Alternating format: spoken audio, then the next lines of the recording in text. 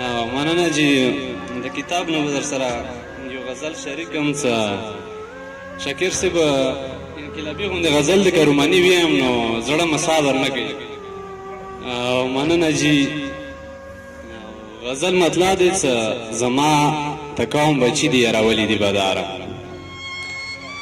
زما د قوم بچي دي یراولي دي باداره، او ځوانان دي د تنبو شاته وژلي دي باداره. او د کوم ته چې د ته نن د سنګر په سترګو ګورې او همدا زمونږ د خاورو لوټو کلي دي باداره.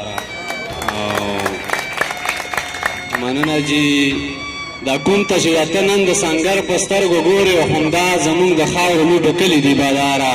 او په ما د رنګ رنګ ظلمونه کړي دي په ژوند کې شاکر صاحب، په ما د رنګ رنګ ظلمونه کړي دي په ژوند کې، او زما دي ارمانونه رژولي دي باداره.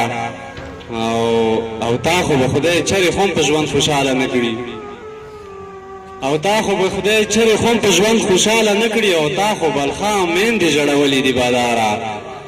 او د ستا د ستم زور مې نور په زړه کې پاتې نه و، د ستا د ستم زور مې نور په زړه کې پاتې نه و. منم چې نن مې ښه په لپس کلي دي باداره.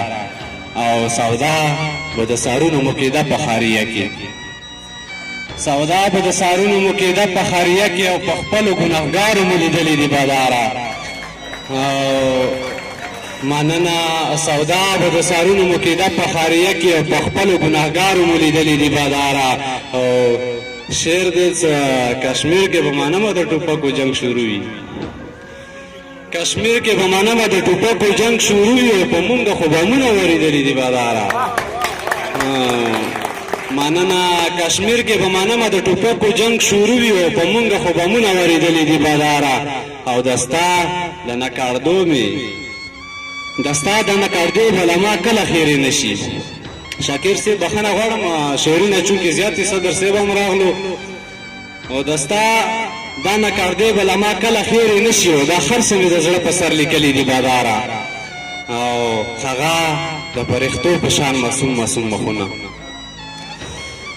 هغه د فرښتو په شان معصوم معصوم مخونه، او علاقه حافظې نه مې وتلي دي باداره.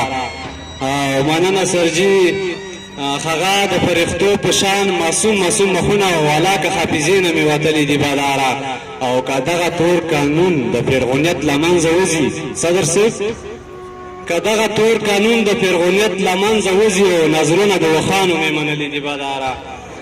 او مننه جي که دغه تور قانون د فرغونیت له منځه وځي، او نظرونه د وخانو مې منلي دي باداره.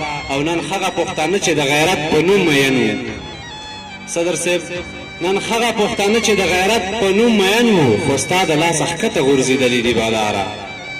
او همدا به بخښنه غواړم، همدغه به یو ورځ ته خامخا وي په ژوند کې، همدغه به یو ورځ ته خامخا وي په ژوند کې، دا څه دی چې په ځمکه کې کرلي دي باداره. او دا نن چې د خپل حق تپوس کوی نه شو، د تا بخښنه غواړم، دا نن چې د خپل حق تپوس کوی نه شو د چا نه، د شونډې رله تا داسې ګنډلي دي باداره. او ځوانان که مخالي لره بیدار شو بیا به ګورو، اوده دي لا تر اوسه خوبولي دي باداره. ډېره زیاته مننه.